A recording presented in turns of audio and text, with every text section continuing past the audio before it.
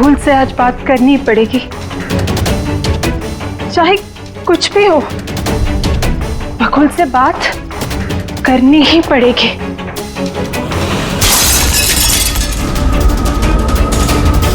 घर में तो कोई नहीं है, ये आवाज कैसे?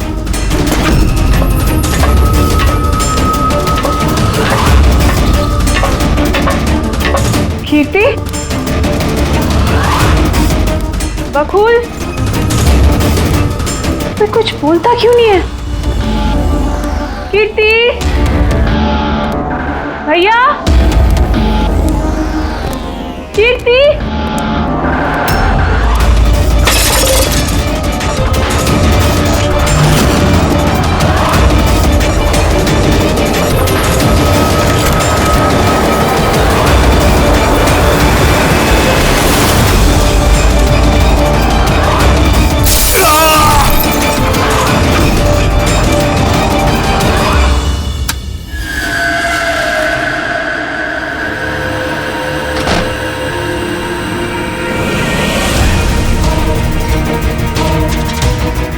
भैया का सूटकेस? भैया बैंगलोर नहीं गए क्या?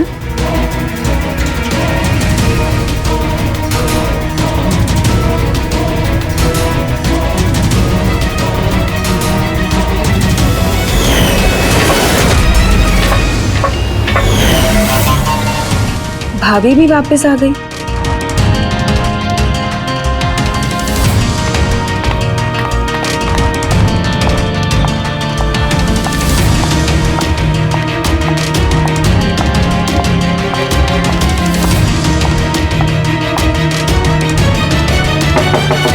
भैया,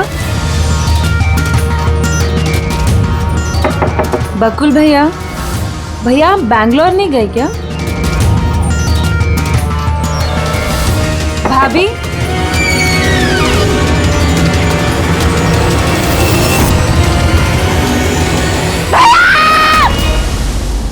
देखो कीर्ति, ये खून का मामला है। एक बार फिर से सोच लो, क्या तुमने जो कुछ भी कहा वो सच है?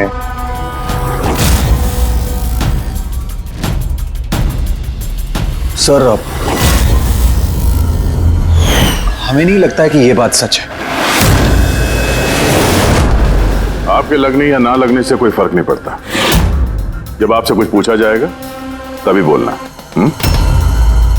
हो सकता है ये सच बोल रही हो, क्या पता। मैं पागल नहीं हूँ, मैं होश में हूँ। मैं कह रही हूँ ना आपको कि आशिका भाभी ने खुद ही बोला है कि उन्होंने बकुल भैया का खून किया है। भाभी! भाभी! भैया! आशिका भाभी! भाभी! भाभी! भाभी! भाभी! भाभी का कौन? भाभी! भाभी! भाभी! ये सब हुआ कैसे? किसने किया ये सब? भाभी! मर गया बकुल, किस्सा खत्म। हाँ, मार दिया, सब खत्म, मार दिया। सिर्फ मार दिया ये कहने से साबित नहीं हो जाता कि उसी ने बकुल को मारा है। ये भी हो सकता है कि वो कुछ और बोलना चाहती है। हाँ?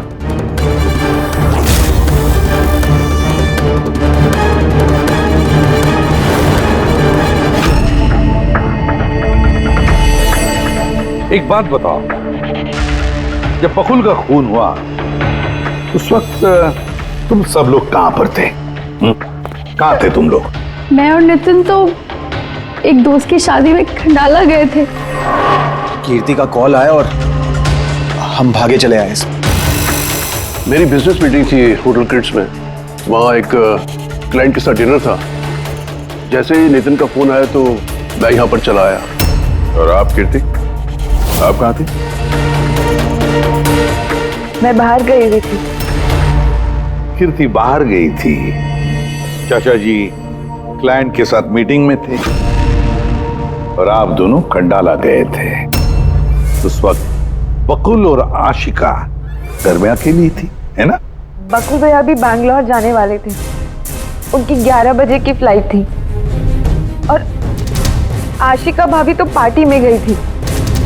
आप सब घर में नहीं थे तो फिर बैंगलोर जाने वाला बकुल वापस क्यों आया घर पे? और ये आशिका, वो पार्टी से वापस क्यों आई? तो वो आप जाकर आशिका भाभी से पूछिए ना कि वो इतनी जल्दी वापस क्यों आ गई। वो तो घर पे ये बोलकर गई थी ना कि वो सुबह वापस आएंगी। वो तो हम पूछेंगे उससे। फिलहाल आप बताइए, आप कहाँ गई थी बाहर? मेरी मदर बांद्रा रहती है। उनको अचानक फूड पॉइजनिंग हुआ था, मैं उनके पास ही गई थी और फिर वहीं से मैं आई। वाह, हर एक के पास एक्सप्लेनेशन है कि बकुल के खून के वक्त मैं यहां था, मैं वहां थी, मैं वहां गया था। सबके पास एक्सप्लेनेशन है, लेकिन आप सब लोग एक बात अच्छी तरह से याद रखना, हम सीआईडी वालों से सच ज्यादा देर तक छुपता नहीं, सामने आकर ही रहता है।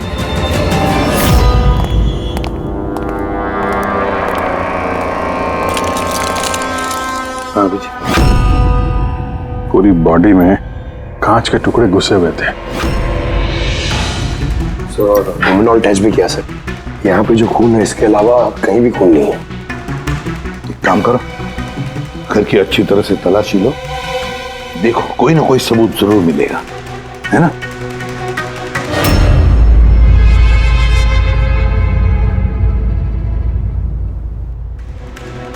ये बताया सर, इनका कहना है कि इन्हें कुछ भी याद नहीं।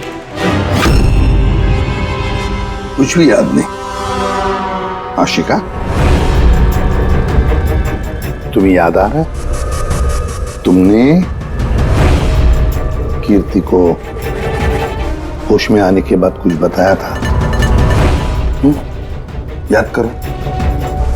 मुझे कुछ याद नहीं आ रहा। याद करने की कोशिश करो। कीर्ति कह रही थी कि बकुल का खून तुमने किया, ऐसा तुमने खुद उसको बताया?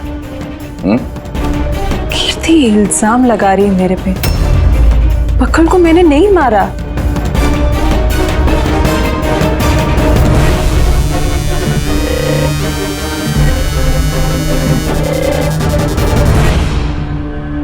सर, कहीं ये याददाश्त जाने की एक्टिंग तो नहीं कर रही है? हो सकता है, क्योंकि बकुल यहाँ कमरे में खून से लथपथ पड़ा है और इसके सर पे थोड़ा सा निशान है, बस।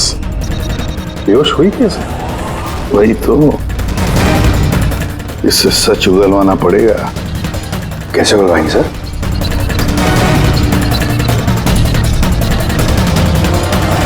सच उगलवाएंगे नार्को टेस्ट से।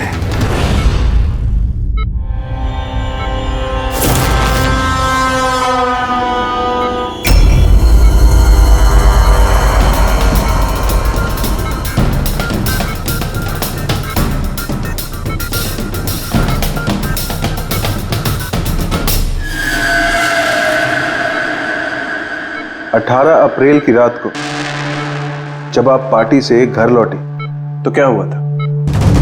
मैं घर में घुसी, बकुल चिल्ला रहा है। फिर क्या हुआ? फिर मैं रूम में गई देखने के लिए। क्या देखा आपने?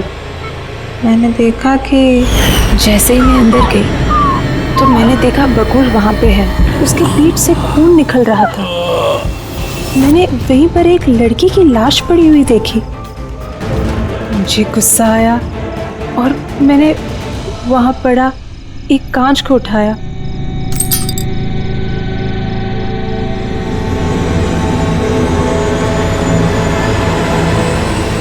और बकुल को मार दिया। तभी मुझे मेरी गर्दन पे प्रेशर महसूस हुआ। मैं बेहोश होने लगी। बेहोश होने से पहले मैंने दरवाजे पे एक फिगर को देखा जिसने ऑरेंज फ्लोरेसेंट जैकेट पहन रखी थी। आदमी था या औरत थी? आदमी। ओके, फिर क्या किया उसने? वो मेरे पास आ रहा है, शायद मुझे मारना चाहता है। अच्छा आशिका, तुमने वहाँ किसी औरत की लाश को देखा था? हाँ, देखा था। औरत की लाश?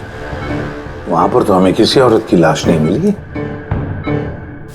हम तो बकुल के मर्डर की जांच कर रहे हैं। अभी एक नया केस कहां से आ गया? कौन सी औरत की लाश है? कौन थी वो औरत? मुझे याद नहीं, सब धुंधला दिख रहा है। कि कहीं ये हमें गुमराह तो नहीं कर रही? समझ में नहीं आ रहा है ये किस औरत की बात कर रही है, किस औरत की लाश की बात। आशिका, तुमने बकुल को क्यों मारा? क्यों मारा बकुल को? ठीक ही हुआ कि वो मर गया। वैसे ही जिंदा रहता तो मैं सड़कों पे धक्के खाती। क्यों? सड़कों पे धक्के क्यों खाते? बदचलन साबित करना चाहता था, तलाक चाहता था मेरे से।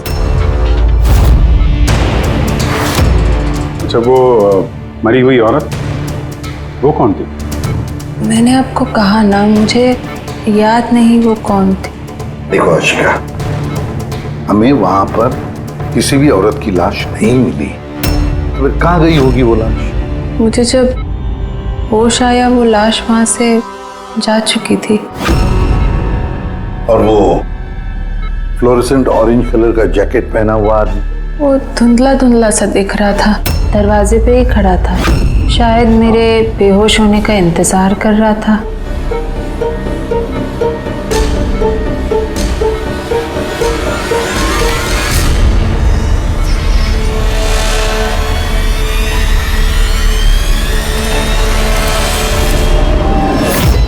अभी तो आशिका वही बोल रही है जो उसे अच्छा लगता है, मगर टेस्ट में उसने सब कुछ सच सच बोला है। Thank you sir. अगर इसने नार्को टेस्ट में सच बोला है तो हमें उस मरी हुई औरत के बारे में पता करना पड़ेगा। लगता है क्राइम सीन पर दोबारा जाना पड़ेगा। अच्छी तरह से फिर से चेक करते हैं, कोई ना कोई सबूत तो मिलेगा ही मिलेगा। सर, ये मशीन कोई स्पेशल मशीन है? ये मशीन छोटे से छोटा सबूत ढूंढने में भी सक्षम है, जैसे कि माइक्रोब्स जो अक्सर धूल में मिल जाते हैं। और ये जो मशीन है ना, इस कमरे में छोटा से छोटा जो डस्ट पार्टिकल होगा ना, छोटे से छोटा, उससे उस जैकेट वाले आदमी का पता बता देगी जो इस कमरे में मौजूद था। बहुत बढ़िया।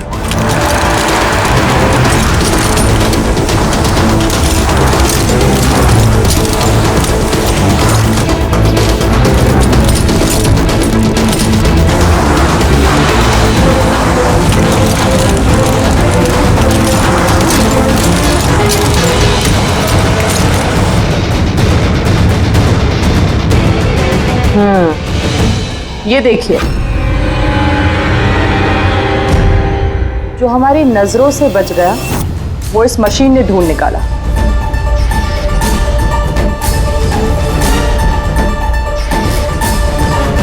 ये तो कोई नाखून लगता है। वो भी नेल पेंट लगा हुआ, डेफिनेटली कोई औरत का है। मगर सर, यहाँ कैसे? शायद भागा दौड़ी हाथापाई में किसी चीज से ठोकर लगी होगी और नाखून यहाँ पे रह गया। घर वालों का पता करो, इनमें से तो किसी का नहीं।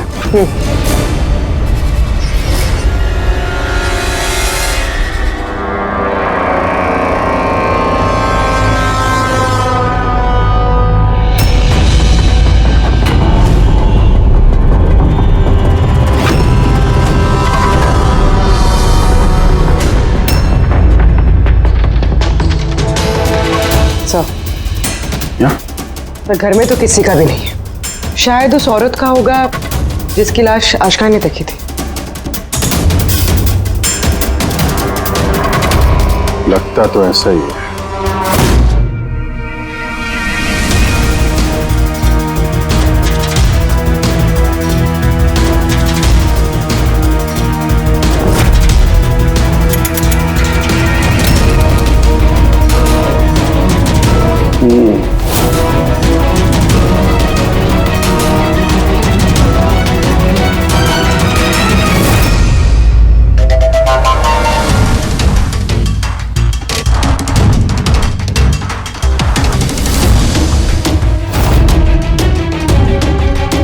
ये बात है तारे का।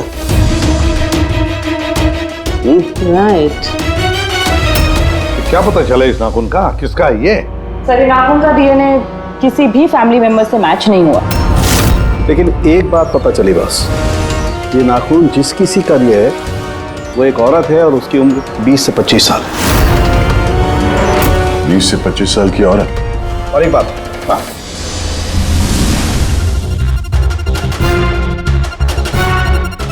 ये जो बारीक बारीक सफेद सफेद कण देख रहे हो ना, ये high percentage of high and है। नाखून में सुनिए, तो ये औरत ड्रग एडिक्ट भी है? हाँ, घर परिवार की नहीं, बाहर की है। सर कोई बाहर वाली वहां पे आई है तो किसी कार, ऑटो, टैक्सी वगैरह ही किया होगा। हाँ, पता लगाना पड़ेगा रिक्शा वालों से, टैक्सी वालों से कि क्या उनमें से किसी ने उसे घर पर छोड़ा है क्या। सर वो आशिका बता रही थी कोई फ्लोरोसेंट ऑरेंज कलर की जैकेट पहने हुए आदमी था वहां पे। बेहोश होने से पहले मैंने दरवाजे पे एक फिगर को देखा जिसने ऑरेंज फ्लोरेसेंट जैकेट पहन रखी थी। वो कौन है, कहाँ से आया, कहाँ गायब हो गया, उसके बारे में भी पता लगाना पड़ेगा। और सर जितने ड्रग पेडलर्स हैं उनसे भी पता करना पड़ेगा कि कितनी औरतें ये हाई एंड लेती हैं। अभिजीत, एक काम करो, रिक्शा वालों से, टैक्सी वालों से पता लगाओ क्या किसी ने इस औरत को घर पर छोड़ा था क्या, और मिसिंग पर्सन रिपोर्ट भी चेक करो। और दया, जाओ शहर में जितने भी ड्रग पेडलर्स हैं ना, सबसे जाकर पूछताछ करो, देखो क्या वो किसी ऐसी औरत को जानते हैं जो हाई क्वालिटी इस्तेमाल करती है। और हम जाकर उन घर वालों से मिलते हैं, देखते हैं क्या कर रहे थे, कहाँ गए थे इस हादसे के वक्त।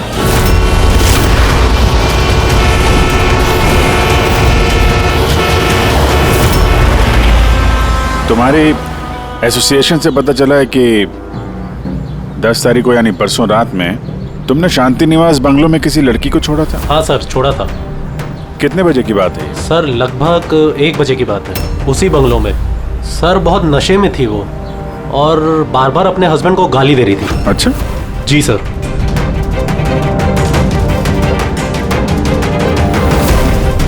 ये लड़की थी वो? हाँ सर, यही थी वो। वहाँ बंगलों के आसपास कुछ गड़बड़ लगी क्या? नहीं सर, गड़बड़ तो कुछ नहीं लगी, सब कुछ नॉर्मल ही था। और एक कार खड़ी थी, एक बाइक और सर एक गार्बेज वैन भी था। Garbage van? जी sir. Sir sir sir sir sir sir, मैं भी एक लड़की को परसों शांति निवास बंगलों के बाजू में छोड़ा था। कितने बजे? सर यही कोई 12:30 बजे के आसपास। और तुमने 1 बजे छोड़ा था? जी सर। ये लड़की थी वो? नहीं नहीं सर, ये लड़की नहीं थी। तो इसको तुमने 1 बजे छोड़ा और 12:30 बजे जिस लड़की को छोड़ा था उसको दोबारा देखोगे तो पहचान जाओगे? एकदम सर, बरोबर पहचान लेगा। गुड। सुनो, तुम लोगों से जो भी सवाल पूछा जाएगा उसका सही सही जवाब चाहिए। जरा सा भी झूठ बोला ना तो बड़ी मुसीबत खड़ी हो जाएगी, समझे? सर झूठ बोल के जान आफत में नहीं डालनी है हमें। तो फिर बताओ, जिस दिन बकुल का खून हुआ उस दिन क्या चेतन तुम्हारे होटल में था? जी सर, वो होटल में थे और उन्होंने सारा समय क्लाइंट के साथ बिताया। उन्होंने क्लाइंट के साथ डिनर भी किया। अच्छा, तो ठीक है, क्लाइंट के सारे डिटेल्स चाहिए हमें, और उस दिन का सीसीटीवी फुटेज भी। शीना, कीर्ति की माँ को फूड पॉइजनिंग क्यों हुई? खाने में क्या मिलाया था? मैंने तो कुछ भी नहीं मिलाया था। आंटी जी तो बाहर गई हुई थी। जब वो वापस लौट के आई उनकी तबीयत खराब थी। सर नितिन और सिया दोनों सारा दिन शादी में ही थे। पूछे भी नहीं बता रहे। रट्टा मार के आए हो क्या? नहीं मैम, जो सच्चाई है वही बता रहा हूँ। 11 बजे फंक्शन बंद करा दिया था हमने। उसके बाद में नितिन और सिया वो लोग कहाँ गए? फिर वो दोनों अपने रूम में चले गए सर।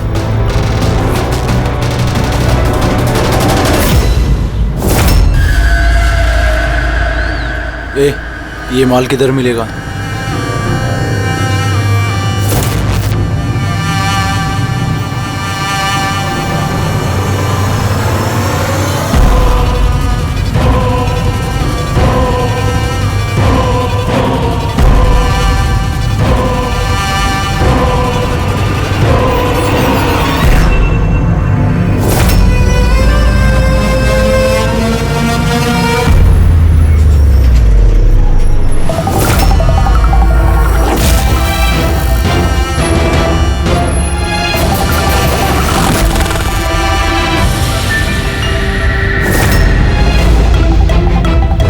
माल चाहिए। मिलेगा। कितना चाहिए और पेमेंट कैसे करेगा? पेमेंट माल इस्तेमाल करने के बाद। माल इस्तेमाल करने के बाद। भागने के बारे में ना सोचना भी मत। मेरे पास हर एक क्लाइंट की ना कुंडली है, कुंडली, और उस कुंडली में लिखा है कि मेरा क्लाइंट ओवरडोज से मरेगा या मेरी बंदूक की गोली खा के। मगर तेरी कुंडली में लिखा है जेल जाना। उन सब औरतों के फोन नंबर चाहिए हमें जिन्हें तुम ड्रग सप्लाई करते हो। जल्दी लाओ।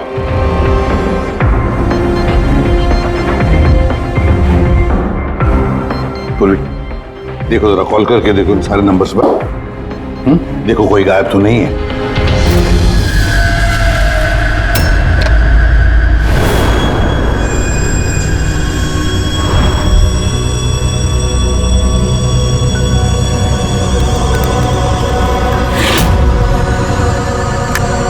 हेलो।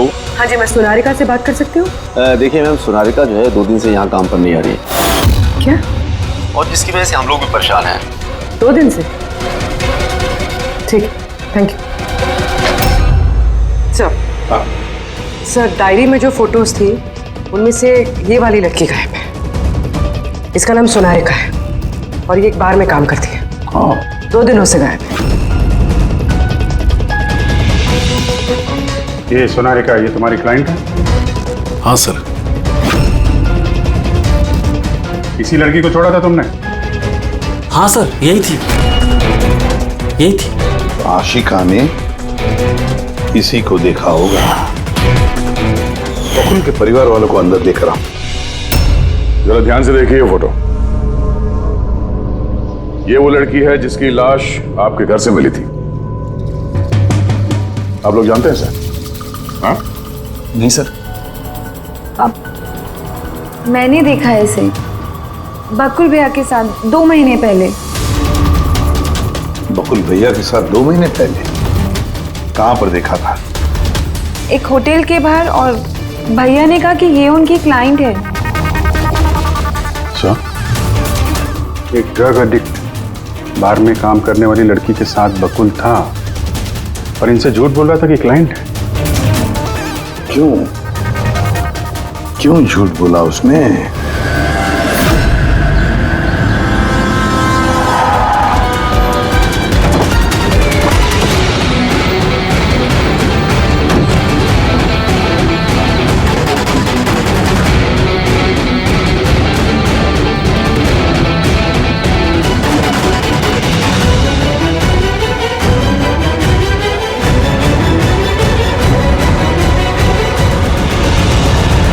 ये सोनारिका यहीं पे काम करती थी ना?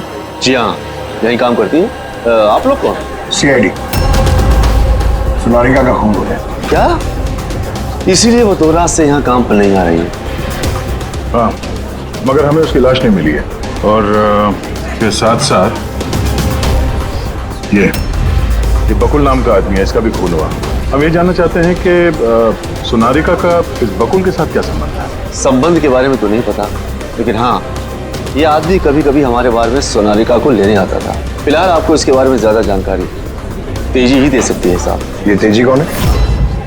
सर, ये है तेजी। तेजी, सोनारिका तुम्हारी दोस्त थी। ये बताओ कि इस आदमी के साथ सोनारिका का क्या संबंध है? सर, सोनारिका का बकुल के साथ अफेयर चल रहा था। बकुल उसके सारे रईसों वाले खर्चे उठाता था, पर उसको हमेशा बकुल से कुछ ना कुछ शिकायतें रहती थी। कैसी शिकायत रहती थी? वो कहती थी कि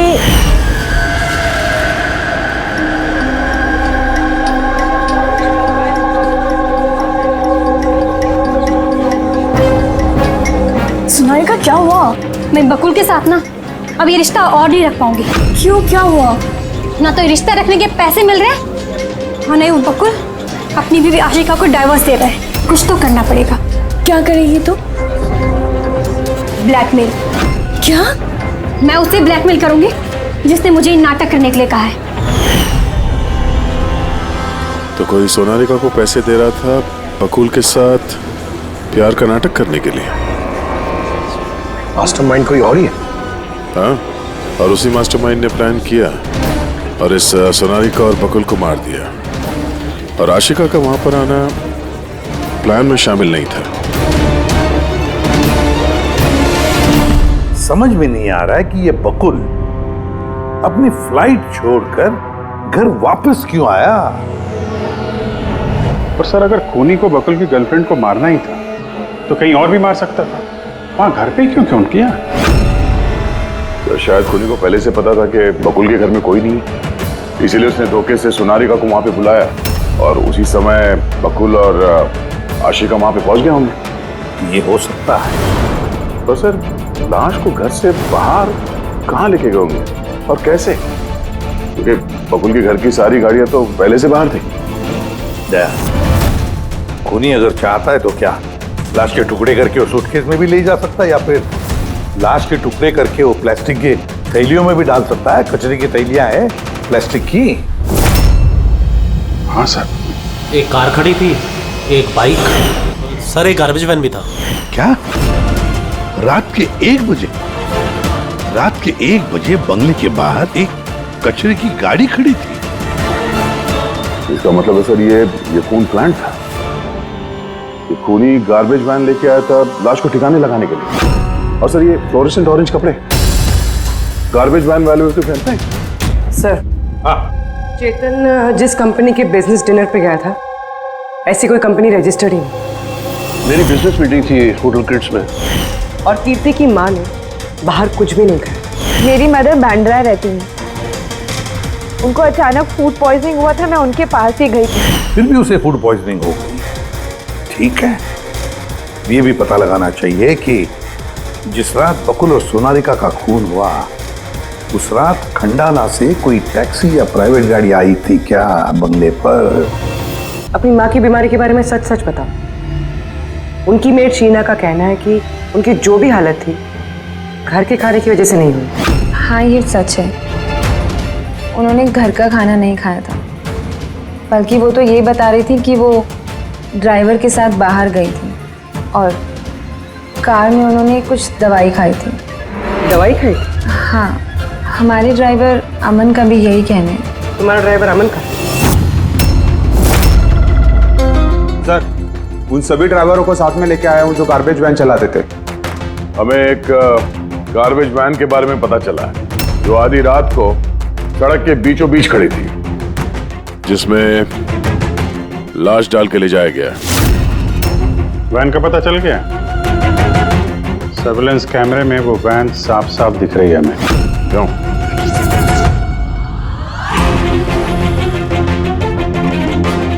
तुम हो ना उस वैन के ड्राइवर? नहीं सर, मुझे कुछ नहीं पता। मेरा भाई लेकर गया था सर उस वैन को। अब वो उसे कहाँ लेकर गया था और क्यों लेकर गया था, मुझे कुछ नहीं बताया सर उसने। फोन लगा उसका? जी सर।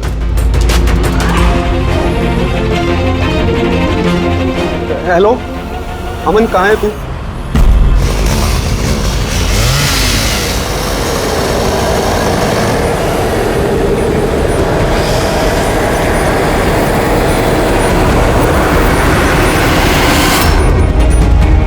क्या भाई, कैसा है?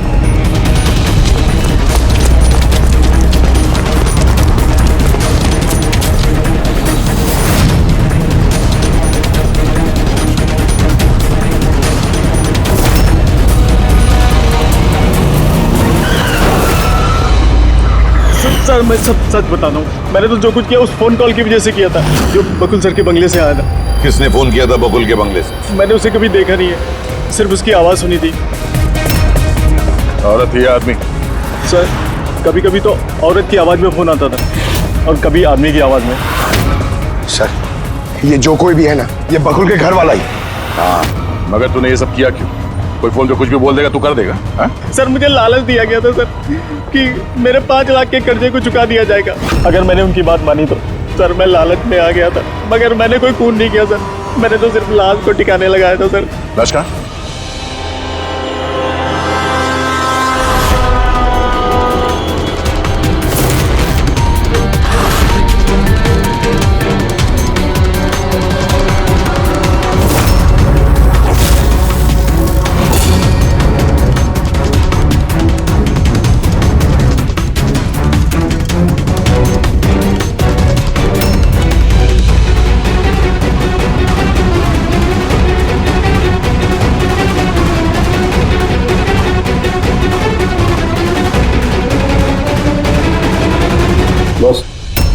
इस लड़की का गला घोटा गया है, शायद इसी से इसकी मौत हुई है। तो इसीलिए सोनारिका की खून का कोई भी निशान नहीं था क्राइम सीन पर।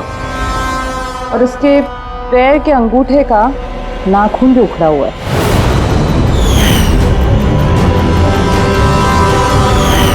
और सर ये क्या है, ये पीला पीला पार्टिकल? यही तो इस केस की सबसे अहम कड़ी है। चलिए खड़े हो जाइए सर, उठिए। और कितनी पूछताछ करेंगे आप लोग? सब कुछ तो बता दिया हमने। इस बार कोई पूछताछ नहीं होगी, आप सभी का नार्को टेस्ट होगा।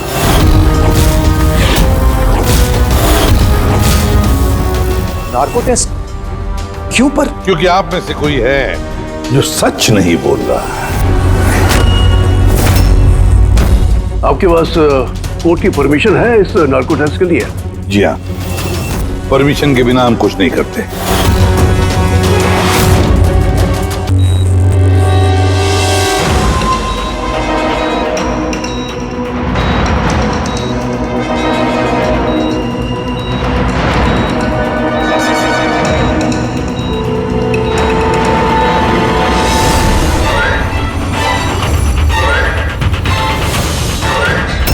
नींद आ रही है? जो मैं आपको बोलूंगी उसका सही सही उत्तर दीजिएगा, ठीक है? सोनारिका को जानती हो? हाँ। बकुल का अफेयर था सोनारिका के साथ, ये भी जानती है आप? हाँ, मुझे दोनों पे शक था। क्या आशिका ने सोनारिका का खून किया है?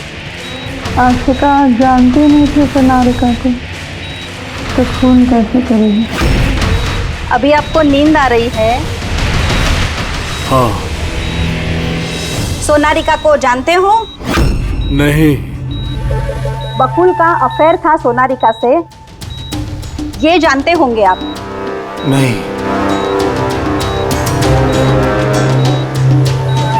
क्या आशिका ने सोनारिका का खून किया है?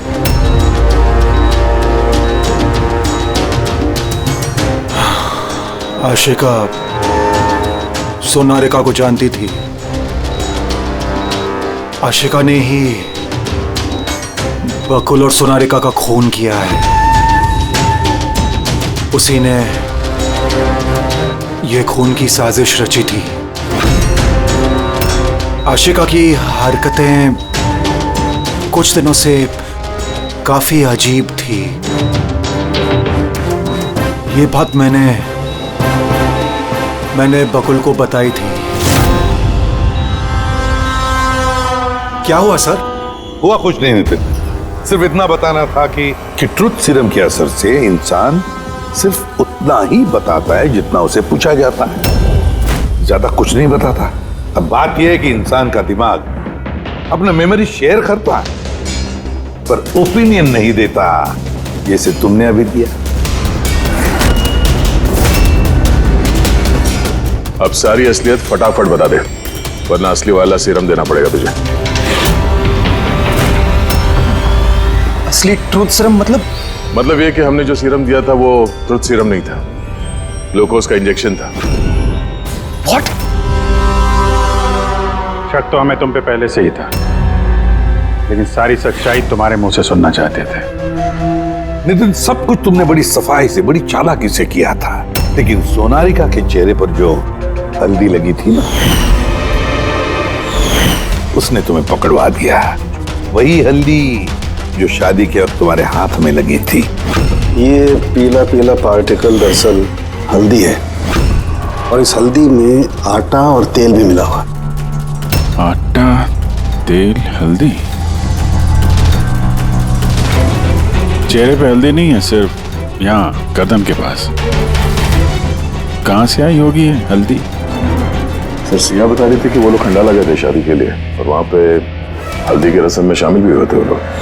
बकुल 500 करोड़ का एम्पायर चला रहा था, वो एम्पायर जो मैंने सेटअप किया था, लेकिन वो मुझे ही उस एम्पायर से बेदखल करने की फिराक में था। तो फिर उससे बात करते थे, उससे समझाते थे। बात करने की कोशिश की थी सर, कई बार कोशिश की थी, लेकिन वो सुनता तब ना। भाई था वो मेरा, मैं नहीं मारना चाहता था उसे,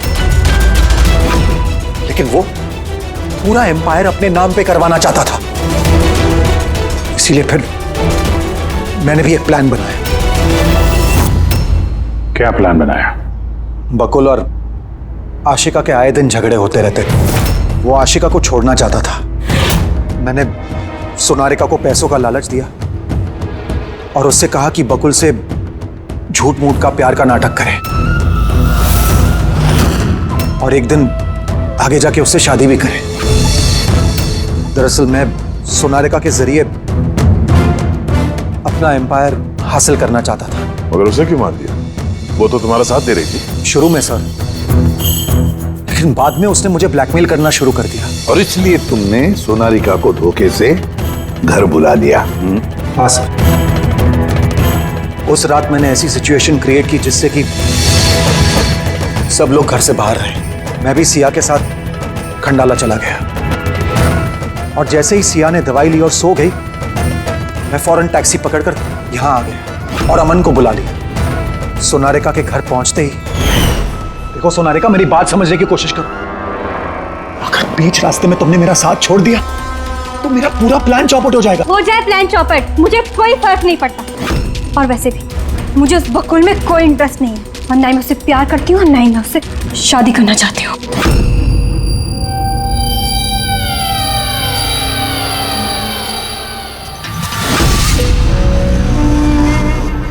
देखो, अगर तुमने मेरा साथ नहीं दिया तो बहुत पछताओगी, बता रहा हूं मैं। धमकी दे रहे हो तुम मुझे? धमकी दे रहे हो तुम मुझे? हाँ? ऐसा ही समझ लो।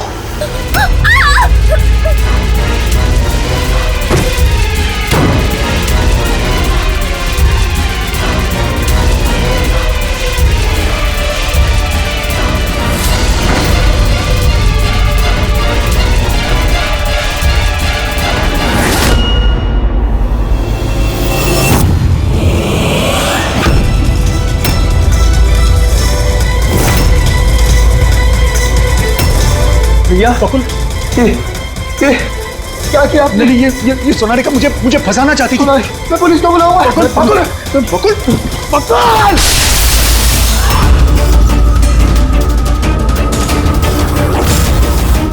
बकुल!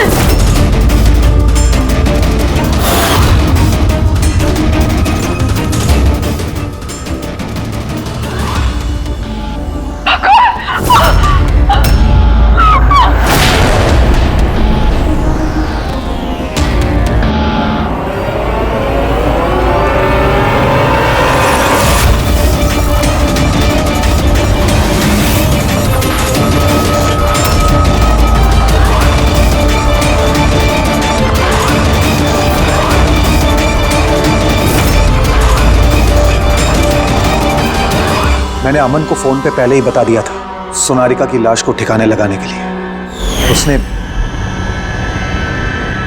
बिल्कुल वैसा ही किया। पैसों की लालच ने तुम्हें इतना अंधा बना दिया कि तुम अपना सगा रिश्ता भी भूल गए, अपने भाई की जान ले ली और तो और अपनी साथी सोनारिका को भी मार डाला। कानून तुम्हें कभी माफ नहीं करेगा। कड़ी से कड़ी सजा होगी, शायद फांसी।